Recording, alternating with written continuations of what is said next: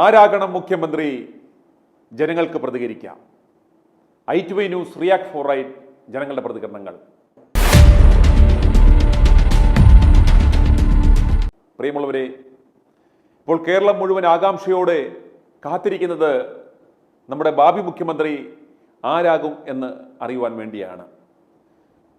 കഴിഞ്ഞ എപ്പിസോഡിൽ ഞങ്ങൾ പറഞ്ഞതുപോലെ കഴിഞ്ഞ 10 കൊല്ലം നമ്മൾ സഹിച്ച പിണറായി വിജയനെ പോലെയുള്ള ഒരു മനുഷ്യമുഖമില്ലാത്ത ഒരു മനുഷ്യനായിരിക്കുമോ, ഹൃദയകാരുണ്യമില്ലാത്ത ഏകാധിപതിയായ ഒരു മുഖ്യമന്ത്രിയായിരിക്കുമോ നമുക്ക് വരാൻ പോകുന്നത് എന്ന ഒരു ആകാംക്ഷയിലാണ് ജനങ്ങൾ.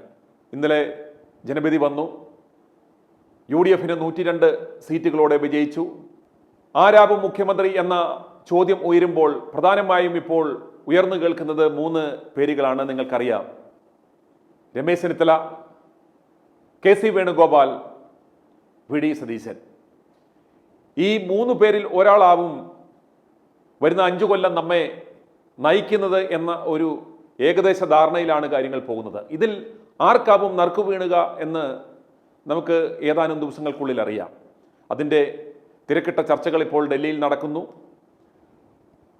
കേന്ദ്ര പ്രതിനിധികൾ അടുത്ത ദിവസം തന്നെ കേരളത്തിലെത്തി വിജയിച്ച MLA മാരുമായും കേരളത്തിലെ നേതൃത്വവുമായും MP മാരുമായും ഒക്കെ ആശയവിനിമയം നടത്തി.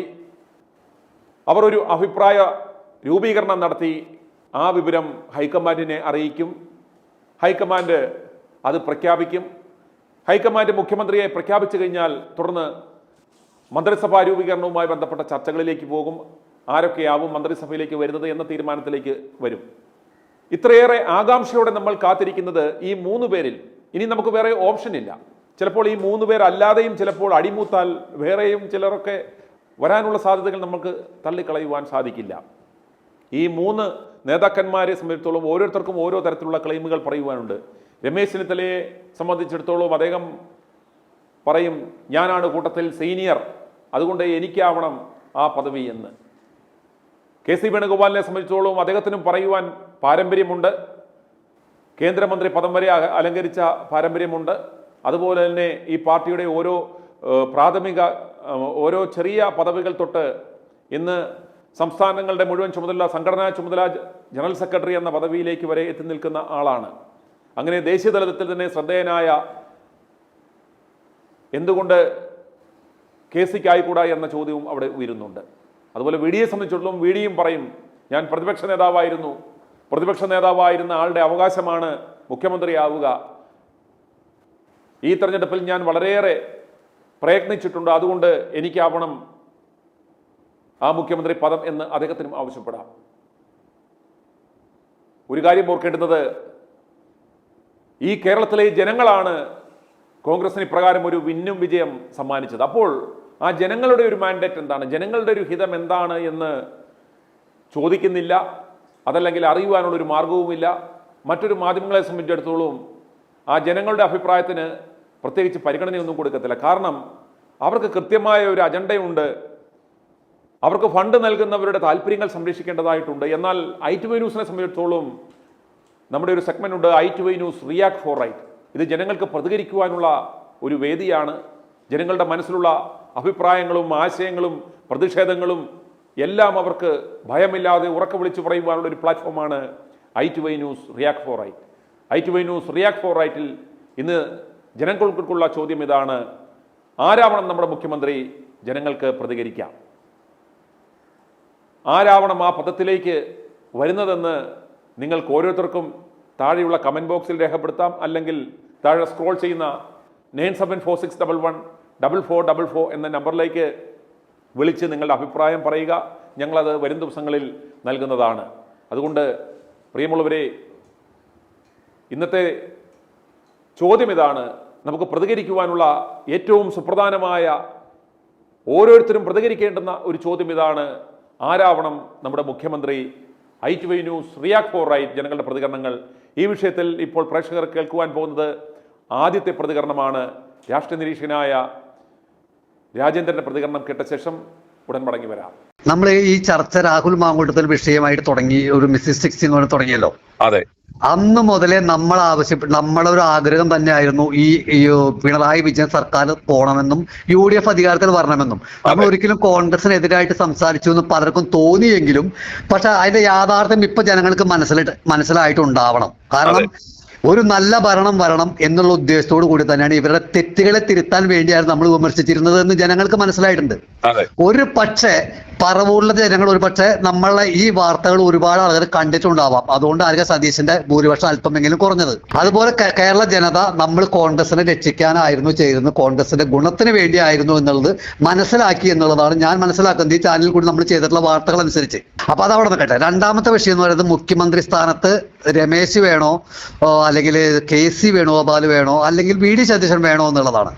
പക്ഷെ എന്തുകൊണ്ടും എൻ്റെ ഒരു ചെറിയ ഒരു അഭിപ്രായത്തില് അല്ലെങ്കിൽ എൻ്റെ രാഷ്ട്രീയ വീക്ഷണത്തില് അതിന് യോഗ്യനായിട്ടുള്ള ആളുകൾ തന്നെയാണ് എല്ലാവരും. എങ്കിലും അതിൽ ഒന്നാം സ്ഥാനത്ത് നിൽക്കുന്നതും പരിചയമുള്ളതും ജനങ്ങളോട് കൂടുതൽ ഇടപഴകി നിൽക്കുന്നതുമായ ഒരുപാട് തവണ മന്ത്രിയും MP MLA കേന്ദ്രമന്ത്രിയും ഒക്കെ ആയിട്ടുള്ള KC വേണുഗോപാൽ തന്നെയാണ് കുറച്ചുകൂടി നന്നാവുക എന്നുള്ളതാണ് എൻ്റെ ഒരു അഭിപ്രായം. അതിന് കാരണമുണ്ട്. ഇപ്പൊ പിണറായിക്കെതിരെ ഇനി വരാൻ പോകുന്ന ഈ 35 MLA പ്രതിപക്ഷത്തുള്ളപ്പോ അതിനെ ശക്തമായി എതിർക്കണമെങ്കിൽ അല്ലെങ്കിൽ പിണറായി വിജയൻ ചെയ്തു കൂട്ടിയ 100 കണക്കിന് അഴിമതികളും 100 കണക്കിന് തെറ്റുകളും കൊലപാതകങ്ങളും ഉൾപ്പെടെ ഒരുപാട് കോൺഗ്രസിന്റെ സൈബർ പോരാളികളെ ഉൾപ്പെടെ പരമാവധി ദ്രോഹിക്കാവുന്ന രീതിയിൽ രാഹുൽ മാങ്കൂട്ടത്തിൽ ഉൾപ്പെടെ ഞാൻ പറയുന്നത് ഒരുപാട് ദ്രോഹിച്ചിട്ടുള്ള അദ്ദേഹത്തിനെ ഈ സതീശൻ എന്ന് പറയുന്നത് എപ്പോഴും പിണറായി വിജയനോട് അഡ്ജസ്റ്റ്മെന്റ് നടത്തുന്ന രാഷ്ട്രീയക്കാരനാണ്. അപ്പോൾ ഈ സതീശൻ എന്ന് പറയുന്നത് എപ്പോഴും പിണറായി വിജയന്റെ ചെറിയൊരു അഡ്ജസ്റ്റ്മെന്റ് രാഷ്ട്രീയക്കാരനാണ്. പക്ഷെ KC വേണുഗോപാൽ ഒരിക്കലും ഒരു അഡ്ജസ്റ്റ്മെന്റ് രാഷ്ട്രീയക്കാരനാവില്ല. കാരണം അദ്ദേഹം ഒരു കണ്ണൂരുകാരനാണ്. ആ കണ്ണൂരുകാരനാകുമ്പോൾ അതിൻ്റെതായ ഒരു രക്തം എന്തായാലും ആ ശരീരത്തിലുണ്ട്. അപ്പൊ അതുകൊണ്ട് തന്നെ ഈ പിണറായി വിജയനെ ഈ പറയുന്ന അമ്പലക്കൊള്ളയടക്കം, സ്വർണ്ണക്കൊള്ളയടക്കം, രാജ്യാന്തര കള്ളക്കടത്തടക്കം, അഴിമതികളെ അടക്കം, അദ്ദേഹം സ്പ്രിംഗർ ഉൾപ്പെടെ മുഖ്യമന്ത്രിയുടെ മകളുടെ മാസപ്പടി ഉൾപ്പെടെ എല്ലാം പുറത്തു കൊണ്ടുവരണമെങ്കിൽ കുറച്ചും കൂടി മേബിളും അതുപോലെ ആത്മാർത്ഥയും കാണിക്കുക KC വേണുഗോപാൽ എന്നുള്ള കാര്യത്തിൽ യാതൊരു തർക്കമില്ല. രമേശ് ചെന്നിത്തല ആണെങ്കിലും ഒരു ഗുണവുമില്ല. രമേശ് ചെന്നിത്തല ആണെങ്കിലും ഇതേ സ്ഥിതി തന്നെയാണ്. കാരണം ഒരു അഡ്ജസ്റ്റ്മെന്റ് രാഷ്ട്രീയക്കാരാണ് രമേശ് ചെന്നിത്തല. ഇപ്പോ ഈ പറയുന്ന കുട്ടികൾ തല്ലുകൊണ്ടതും ഈ കോൺഗ്രസ്സുകാർ അടികൊണ്ടതും തല്ലുകൊണ്ടതും തല പൊട്ടി ഓടിച്ചതും ഈ അടുത്ത കാലത്ത് KSUക്കാരെ പിള്ളേർ 4 പേര് വീണ ജോർജ് കൊൻകുടി കാണിച്ചതിന് ജയിലിൽ കിടന്നും ഇതൊന്നും ചോദ്യം ചെയ്യാനായിട്ട് രമേശ് ചെന്നിത്തല കൊണ്ട് കഴിയില്ല. പണ്ട് കണ്ടതാ TP ചന്ദ്രശേഖരൻ കൊലക്കേസിൽ ഈ തിരുവഞ്ചൂർ രാധാകൃഷ്ണൻ ആഭ്യന്തരമന്ത്രിയൊക്കെ സമയത്ത് എല്ലാത്തിനെയും പൊക്കി, അതായത് CPMന്റെ കോട്ട കൊത്തളമായ ഒരാൾക്ക് പോലും അനുമതിയില്ലാത്ത ആ മുടക്കോഴി മലയിൽ പോയി തിരുവഞ്ചൂർ രാധാകൃഷ്ണനെ പോലീസ് എടുത്തുകൊണ്ട് വന്നിട്ട് അതിനെ തിരുവഞ്ചൂരിനെ മാറ്റി രമേശ് ചെന്നിത്തല ആഭ്യന്തരമന്ത്രി ആക്കിയപ്പോ എല്ലാം അവിടെ തകർന്നു, എല്ലാം അവിടെ അവസാനിച്ചു. ഒരു അടി പോലും പിന്നെ കേസ് മുന്നോട്ട് പോയില്ല. അത് തന്നെയാണ് സതീശനും രമേശും അയാളുടെ പ്രത്യേകത എന്നാണ് ഞാൻ മനസ്സിലാക്കുന്നത്. തീർച്ചയായും ഈ പിണറായി വിജയന്റെ അഴിമതികളും കൊള്ളർദായ്മകളും പുറത്തു കൊണ്ടുവരണമെങ്കിലും അതിനെ അറസ്റ്റ് ചെയ്യണമെങ്കിൽ അറസ്റ്റ് ചെയ്യാൻ വരെ സാധിക്കുന്ന ഒരാളെന്ന് പറയുന്നത് ഈ KC വേണുഗോപാലാണ്. അത് മാത്രമല്ല ശാന്തനാണ്.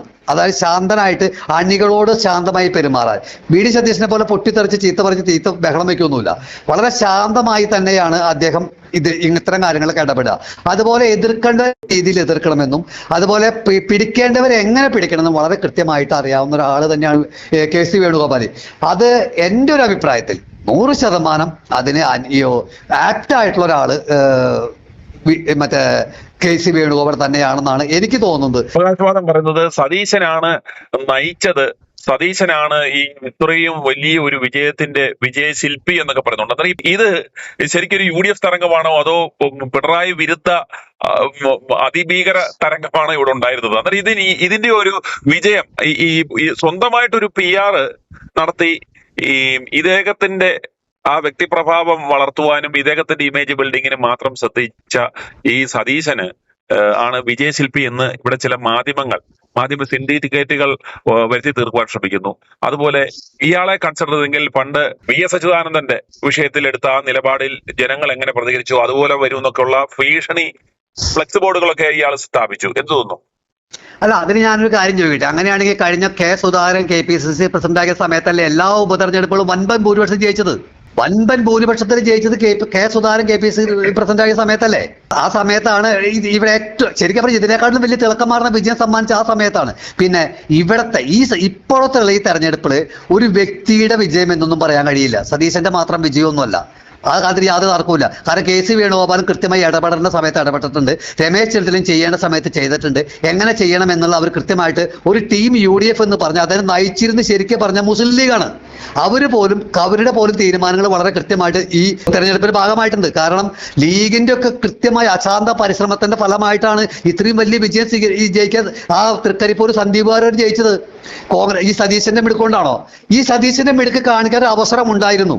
സതീശന്റെയോ ഷാഫി പറമ്പിലൊക്കെ മിടുക്ക് ഉണ്ടായിരുന്നു. അവരൊക്കെ മിടുക്ക് കാണിക്കാൻ ഒരു അവസരം ഉണ്ടായിരുന്നു. അവർ കൃത്യമായിട്ട് ആ ധർമ്മടത്ത് ഇടപെടാത്ത എന്തുകൊണ്ടാണ്? അവർ കഴിഞ്ഞ 10 വർഷക്കാലമായി ഈ ധർമ്മടത്ത് പിണറായി വിജയനെതിരെ സംസാരിക്കുന്ന ആളുകളല്ലേ? അവിടെയാണ് എന്റെ സംശയത്തിന് നടക്കുന്നത്. പിണറായി വിജയനെതിരെ നിൽക്കുന്ന ആളുകളല്ലേ? ഇവരാരും ധർമ്മടത്ത് ഒരു സ്ഥാനാർത്ഥി മത്സരിച്ചിട്ട് അങ്ങോട്ട് തിരിഞ്ഞു നോക്കിയില്ലല്ലോ. AICCയുടെ ആദ്യത്തെ ലിസ്റ്റ് വന്നപ്പോൾ അവിടെ ധർമ്മടത്ത് പിണറായി വിജയനെതിരെ സജസ്റ്റ് ചെയ്ത കാൻഡിഡേറ്റ് ഷാഫി പറമ്പിലായിരുന്നു. എങ്ങനെ ഷാഫി പറമ്പിൽ മാറി? ഷാഫി പറമ്പിലായിരുന്നു അവിടെ നിൽക്കുന്നെങ്കിൽ അവസ്ഥ എന്താകുമായിരുന്നു? അല്ല, ഷാഫി പറമ്പിലായിരുന്നു അവിടെ നിൽക്കുന്നിരുന്നെങ്കിൽ 100% ജയമെന്ന് ഞാൻ പറഞ്ഞേനെ. കാരണം എന്താണെന്നറിയോ? ഷാഫി പറമ്പിലാണെങ്കിൽ പിണറായി വിജയോടെ തോൽക്കുമായിരുന്നു. പക്ഷെ ഷാഫി പറമ്പിൽ അതിനുള്ള ധൈര്യം ഉണ്ടായില്ല, കോൺഗ്രസ്സുകാർക്കും ഉണ്ടായില്ല. ഈ VD സതീശന് എന്ന് പറഞ്ഞാൽ ആ ഒരു ഒത്തുകളി രാഷ്ട്രീയം സതീശന് പ്രശ്നം വരാതിരിക്കുവാൻ CPIയുടെ തന്നെ ദുർബല സ്ഥാനാർത്ഥിയെ പതിപോലെ ഇട്ട് കൊടുക്കുന്നതിന് വേണ്ടി ഇവർ തമ്മിൽ ഒരു അഡ്ജസ്റ്റ്മെന്റ് നടത്തിയതിന്റെ ഭാഗമായിട്ടല്ലേ ഷാഫിയെ മാറ്റി ഈ ഒരു നേതാവിനെ ഇട്ട് കൊടുത്തത്? ഇപ്പൊ ഈ റിസൾട്ട് വന്നപ്പോ അങ്ങനെ തെറ്റിദ്ധരിക്കുന്നതിൽ സംശയിക്കാൻ ഇടയില്ല. തെറ്റിദ്ധരിക്കുന്നതിൽ തെറ്റില്ല. കാരണം എന്താണെന്നറിയോ? ഈ റിസൾട്ട് വന്നപ്പോ അതായത് കഷ്ടിച്ചങ്ങ് രക്ഷപ്പെട്ടുള്ളൂ പിണറായി വിജയൻ. ആ സ്ഥാനത്ത് മറ്റേ പിണറായി വിജയൻ തോൽക്കുമായിരുന്നു ഷാഫി പറമ്പിലായിരുന്നെങ്കിൽ. ഷാഫി പറമ്പിലിനോട് മാറ്റി പ്രതിഷ്ഠിക്കണം എന്നല്ല അതിന്റെ ഉദ്ദേശം. കാരണം ആളാരും തോൽക്കുമായിരുന്നു. ഇനി വേണ്ട, ഈ പയ്യനെ അവർ ശരിക്കും പ്രൊമോട്ട് ചെയ്തിട്ട് ജയിക്കുമായിരുന്നില്ല അവിടെ. ഈ ഇലക്ഷന്റെ റിസൾട്ട് തുടങ്ങി ഏകദേശം 5-6 റൗണ്ടും കഴിഞ്ഞ് 6-6 റൗണ്ടിലും അബ്ദുൾ റഷീദ് എന്ന് പറയുന്ന യുവ നേതാവ് മിടുക്കനായ ചെറുപ്പക്കാരൻ മുന്നിലായിരുന്നു. അവസാന നിമിഷത്തെ പിണറായി വിജയന്റെ മണ്ഡലത്തിൽ പോലും പഞ്ചായത്തിൽ പോലും ഈ പയ്യൻ മുന്നേറി.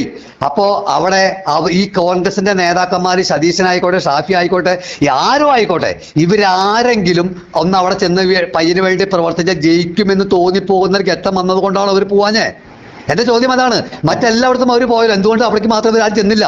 അപ്പൊ ജയിച്ചു പോയി പിണറായി വിജയനെ തോൽപ്പിക്കാൻ അവർക്ക് ഇഷ്ടമില്ല എന്ന് വേണ്ടതെന്ന് കരുതാനായിട്ട്. അതായത് രാഹുൽ ഗാന്ധി വരെ ഇവിടെ പുതുപ്പള്ളി വരെ റോഡ് ഷോ നടത്താൻ പോയി. അവിടെ ഒന്ന് പോകുമായിരുന്നുവെങ്കിൽ പിണറായിക്കെതിരെ വലിയ ശക്തിയായിട്ട് പറഞ്ഞ ഒരാൾ പോലും ധർമ്മടത്ത് പോയില്ല എന്നുള്ളതാണ്. അതെ, തൃക്കരിപ്പൂര് വരെ ഷാഫി പറമ്പിൽ ചെന്നു. തൃക്കരിപ്പൂര് വരെ. എന്തുകൊണ്ട് ആ പയ്യന്റെ അടുത്ത് ഒരു ദിവസം അവർക്ക് ചെലവഴിക്കാൻ കഴിഞ്ഞില്ല? ഒരു സമ്മേളനത്തിലോ ഒരു ജാഥയ്ക്കോ ഒരു മറ്റതിനോ അല്ലെങ്കിൽ ഒരു പൊതുയോഗത്തിനോ ഒന്നും ഒരു കോൺഗ്രസ് നേതാക്കന്മാരും ഇല്ല, അവിടെയുള്ളവരുള്ളൂ. അപ്പൊ അതിന്റെ അർത്ഥം ഇവരാരെങ്കിലും ചെന്നിരുന്നായിരുന്നെങ്കിൽ ഈ പിണറായി വിജയൻ ഇന്ന് ഈ നിയമസഭയിൽ ഉണ്ടാവില്ലായിരുന്നു.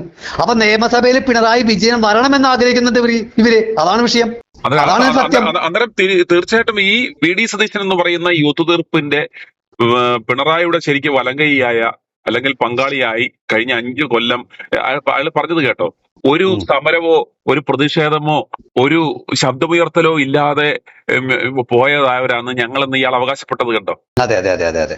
ഇതിൽ 2-3 കാര്യങ്ങളുണ്ട്. പിണറായി വിജയനെതിരായിട്ട് മൈക്കിൽ കൂടി പ്രസംഗിക്കാനും ഇലക്ഷൻ ക്യാമ്പയിൻ നടത്താനൊക്കെ സാധിച്ചെങ്കിലും പിണറായി വിജയന്റെ പല കാര്യങ്ങളും ചെയ്യാൻ സാധിക്കില്ല. കാരണം പിണറായി വിജയൻ മുഖ്യമന്ത്രി ആയിരിക്കുമ്പോൾ ചെയ്യാൻ സാധിക്കില്ല. കാരണം ഇദ്ദേഹത്തിനും ഉണ്ട് ഒരുപാട് പോരായ്മകൾ. അതൊക്കെ പിണറായി എടുത്ത് തലക്കും. പേടിയുണ്ട്. ആ പേടിയുടെ അടിസ്ഥാനത്തിലാണ്. ഇപ്പൊ ഒരു കാര്യം ഞാൻ പറയാം. ഇവിടെ ഈ പറയുന്ന 3 പേരുമല്ല എന്നുണ്ടെങ്കിൽ പിന്നീടുള്ള നേതാക്കന്മാരെ എന്തിനാണ് ഇപ്പൊ സതീശൻ തന്നെ വേണം? PC വിശ്വനാഥ് വിളിച്ച് മുഖ്യമന്ത്രി ആക്കിക്കൂടെ? കഴിവില്ലാത്തോനാ? നല്ല മിടുക്കലല്ലേ? മാറ്റി കുഴൽനാടനാക്കിക്കൂടെ? കഴിവില്ലാത്തോനാ? അവരൊക്കെ വന്നു കഴിഞ്ഞാൽ CPM-ന്റെ അടിത്തറ മാന്തോര് ഈ ചെയ്ത എല്ലാ അഴിമതികളും പുറത്തു കൊണ്ടുവരും. ഈ ചെയ്ത പോലീസ് അതിക്രമങ്ങളെല്ലാം അവർ ചോദ്യം ചെയ്യും. ആലപ്പുഴ MLA ഇപ്പൊ ജയിച്ച MLA AD തോമസിനെ അടിച്ച് തല പൊട്ടിച്ച ആ നെയ്യാറ്റങ്കരക്കാരനുണ്ടല്ലോ, പിണറായിയുടെ ഗൺമാൻ, അയാളൊക്കെ മരച്ച വരയിൽ നിർത്തണമെങ്കിൽ ഇവരെ പോലുള്ള വരണം. സതീശൻ വന്നിട്ട് ഒരു കാര്യമില്ല. കാരണം അദ്ദേഹമൊക്കെ അഡ്ജസ്റ്റ്മെന്റിന്റെ ആളാ. രമേശ് ചെന്നിത്തല തീരെ കാര്യമില്ല. ആഭ്യന്തര വകുപ്പ് കൈകാര്യം ചെയ്യും, ഇവരെ കൊണ്ട് പറ്റൂല. അത് ഏത് UDF ഭരിച്ചാലും ആഭ്യന്തരം കൈകാര്യം ചെയ്യാ CPM ആണ്. എല്ലാ കാലത്തും അങ്ങനെ ഉണ്ടായിട്ടുള്ളൂ. അപ്പോ ഈ പറയുന്ന കുട്ടികൾക്ക് നീതി ലഭിക്കണമെങ്കിൽ, അവർക്ക് സത്യസന്ധമായ നീതി ലഭിക്കണമെങ്കിൽ ഇവിടെ കഴിവുള്ള ഒരു ആഭ്യന്തരമന്ത്രി ഉണ്ടാവണം. അതിനിഷ്ടം പോലെ പിള്ളേരുണ്ടല്ലോ ഇവിടെ. അല്ലാതെ ഈ പറയുന്ന കടകൾക്കിളവന്മാരോ അല്ലെങ്കിൽ എല്ലാവരും ഈ അഡ്ജസ്റ്റ്മെന്റ് രാഷ്ട്രീയക്കാരോ എന്നല്ല വേണ്ടത്. ശരിക്കും പറഞ്ഞാൽ ഈ പി സി വിഷ്ണുനാഥനെ പോലെ മാത്യു കുഴൽനാടനെ പോലെ ചങ്കൂറ്റമുള്ള പിള്ളേരെ വരുത്തണം അതിലേക്കൊക്കെ. അത് ചെയ്യില്ല. അല്ലെങ്കിൽ മാറ്റി പി സി വിഷ്ണുനാഥിന്റെ ഭൂരിപക്ഷം നോക്കുക, സതീശനെക്കാളും എത്രയോ മടങ്ങാണ് ഭൂരിപക്ഷം ലഭിച്ചേക്കുന്നത്. മാത്യു കുഴൽനാടൻ നോക്കുക, ഏതാണ്ട് 48,000-ൽ പരം വോട്ടിന്റെ ഭൂരിപക്ഷം. അതെ അതെ അതെ അതെ അതെ. ഇദ്ദേഹം ഇത്രയും PR നടത്തിയിട്ടും മുഖ്യമന്ത്രി സ്ഥാനാർത്ഥിയായിട്ട് സ്വയം പ്രഖ്യാപിച്ചിട്ടും ഇത്രയും കോപ്രായങ്ങൾ കാണിച്ചിട്ട് പോലും അയാൾക്ക് എന്താ പറഞ്ഞേ നിരങ്ങി ഇഴഞ്ഞു വിജയിക്കേണ്ട ഒരവസ്ഥ വന്ന ആളല്ലേ. കഷ്ടിച്ച് രക്ഷപ്പെട്ടു. ചെറിയ ഭൂരിപക്ഷം 19,000 വോട്ടിന്റെ ഭൂരിപക്ഷം അല്ലേ. 20,000 ചിലവരും കഴിഞ്ഞ വർഷത്തേക്കാളും കുറവാണ്. കുറവാണ്. അത് ആൾക്ക് ഭൂരിപക്ഷം കുറയാണ് ചെയ്തത്. ഈ അതായത് UDF തരംഗം എന്നും ഇവിടെ കേരളത്തിൽ ഉണ്ടായിട്ടില്ല. അല്ലല്ല, ഇവിടെ നിങ്ങൾ തെറ്റിദ്ധരിക്കുന്ന പോലെ അല്ലെങ്കിൽ ജനങ്ങൾ തെറ്റിദ്ധരിക്കുന്ന പോലെ ഒരു UDF തരംഗമൊന്നും അല്ല കേരളത്തിൽ ഉണ്ടായത്. കൃത്യമായി പറഞ്ഞാൽ പിണറായി വിരുദ്ധ തരംഗമാണ് ഉണ്ടായത്. അതായത് CPM-കാര്, പാർട്ടി കേഡർമാര്, പാർട്ടി മെമ്പർഷിപ്പ് ഉള്ളവരെ തീരുമാനിച്ചു ഇനിയും പിണറായി വിജയൻ കേരളത്തിൽ ഇരുന്നാൽ ഇനി CPM എന്നൊരു രാഷ്ട്രീയ പ്രസ്ഥാനം ഉണ്ടാവില്ല. അതുകൊണ്ട് ഈ പ്രാവശ്യം CPM തോൽക്കണം എന്ന് തീരുമാനിച്ച് CPM-കാരാണ്. അതിന്റെ അടിസ്ഥാനത്തിലാണ് ഇത്രയും വലിയ വിജയം കേരളത്തിൽ അങ്ങോളം ഉണ്ടായത്. കാരണം CPM-ന്റെ കോട്ട കൊത്തളങ്ങളെല്ലാം പയ്യന്നൂരായിക്കോട്ടെ, തൃക്കരിപ്പൂരായിക്കോട്ടെ, തളിപ്പറമ്പായിക്കോട്ടെ, മട്ടന്നൂരായിക്കോട്ടെ, കൂത്തുപറമ്പായിക്കോട്ടെ, ഇനി ഇങ്ങോട്ട് വന്ന കോഴിക്കോടായിക്കോട്ടെ, കൊല്ലായിക്കോട്ടെ, എല്ലാ സ്ഥലത്തും CPM-കാരാണ് മറിച്ച് വോട്ട് ചെയ്ത്. അവർക്ക് BJP-കാർക്ക് വോട്ട് ചെയ്യാൻ പറ്റില്ല എന്നുള്ളത് കൊണ്ട് അവരെല്ലാവരും കോൺഗ്രസിന് വോട്ട് ചെയ്തു. കാരണം BJP-ക്ക് വോട്ട് ചെയ്താലും ഭരണം കിട്ടില്ല. ഭരണം കിട്ടണമെങ്കിൽ കോൺഗ്രസിന് വോട്ട് ചെയ്യണം. അപ്പൊ CPM-കാരെല്ലാവരും ഒന്നടങ്കം തീരുമാനിച്ചതിന്റെ അടിസ്ഥാനത്തിലാണ്. അല്ലാതെ ഭരണവിരുദ്ധ വികാരമോ UDF തരംഗമൊന്നല്ല. UDF തരംഗം ഉണ്ടാക്കാനായിട്ട് UDF വരെ സമരം നടത്തിയോ കേരളത്തിൽ? UDF എന്തെങ്കിലും ചെയ്തോ കേരളത്തിൽ? ഒന്നും ചെയ്തില്ല. അപ്പൊ പിണറായി വിരുദ്ധ തരംഗം സൃഷ്ടിച്ചു. അത് കൃത്യമായി കോൺഗ്രസിലേക്ക് എത്തി. അങ്ങനെ കോൺഗ്രസ് ജയിച്ചു. 63 സീറ്റിൽ കോൺഗ്രസ് ജയിച്ചു എന്നുള്ളത് സത്യം തന്നെയാണ്. ആ കാര്യത്തിൽ യാതൊരു എതിർപ്പില്ല. പക്ഷെ ജയിച്ചവരെ എല്ലാവരെയും നമ്മൾ മുക്തകണ്ഠം പ്രശംസിക്കുന്നു. കാരണം ഈ പറയുന്ന CPM-ന്റെ ദുർഭരണത്തിന് അറുതി വരുത്താൻ ജയിപ്പിച്ച എല്ലാവരെയും ജയിച്ചവരെയും നമ്മൾ അഭിനന്ദിക്കാതിരിക്കാൻ യാതൊരു മടിയും കാണിക്കുന്നില്ല. പക്ഷേ മുഖ്യമന്ത്രി സ്ഥാനാർത്ഥി ആരാവണമെന്ന് നമ്മളിപ്പോൾ ചർച്ചയിൽ സൂചിപ്പിച്ചിട്ടുണ്ട്. നമ്മുടെ ചർച്ചകളെല്ലാം ജനങ്ങൾ കേട്ടിട്ടുണ്ട്. ആ ജനങ്ങൾ അതിന് കൃത്യമായി തന്നെ മറുപടി നൽകിയിട്ടുണ്ട്. എനിക്ക് നല്ല ഉറപ്പാണ് നമ്മൾ ഈ ചാനലിൽ നമ്മൾ പലതവണ നടത്തിയ ചർച്ചയും കോൺഗ്രസിന് അനുകൂലമായി മാറിയിട്ടുണ്ട് എന്നുള്ള കാര്യത്തിൽ യാതൊരു തർക്കവുമില്ല. കാരണം എൻ്റെ കാഴ്ചപ്പാട്, ഞാനിത് 2 ദിവസം ഈ റിസൾട്ട് വന്ന അന്ന് തന്നെ ഞാൻ എൻ്റെ മനസ്സിൽ ആലോചിച്ച കാര്യമാണ്. ഈ ചാനലാണ് ഏറ്റവും കൂടുതൽ കോൺഗ്രസിനെ വിമർശിച്ചത്. കോൺഗ്രസിനല്ല, കോൺഗ്രസിന്റെ തെറ്റുകളെ ചൂണ്ടിക്കാണിച്ചത്. വേറൊരു ചാനലുകാരും കാണിച്ചിട്ടില്ല. കോൺഗ്രസ്സുകാരുടെ നേതാക്കന്മാരുടെ തെറ്റുകളെ ചൂണ്ടിക്കാണിച്ചത് ശരിക്കും പറഞ്ഞ സുനിൽ നേതൃത്വം ഈ ചാനൽ തന്നെയാണ്. അത് കോൺഗ്രസ്സുകാർക്ക് മനസ്സിലായിട്ടുണ്ട്. അതിന്റെ ഒരു വിജയം കൂടിയിട്ടാണെന്നാണ് ഞാൻ മനസ്സിലാക്കുന്നത്. i2i News, an eye for truth. i2i News subscribe ചെയ്തിട്ടില്ലാത്തവർ ഇപ്പോൾ തന്നെ സബ്സ്ക്രൈബ് ചെയ്യുക. നോട്ടിഫിക്കേഷൻ ലഭിക്കുവാൻ ബെൽ ബട്ടണും അമർത്തുക.